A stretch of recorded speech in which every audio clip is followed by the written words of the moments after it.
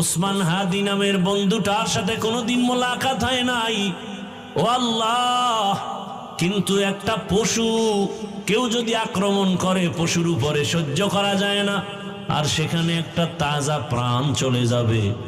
আয় আল্লাহ, এটা অন্তরকে মানানো যায় না। আয় আল্লাহ তাআলা, আপনার কুদরতের ফয়সালা।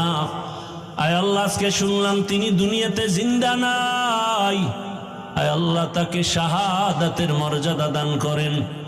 এরকম আমার কলিজার যত যুবক,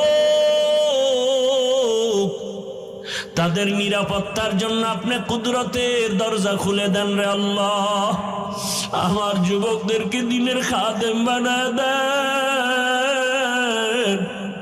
আয় আল্লাহ, প্রত্যেকটা যুবকের দেশের জন্য আপনি ঢাল বানায় দেন। আয় আল্লাহ, কত যুবকের কথা শুনলে কলিজাটা ঠান্ডা হয়।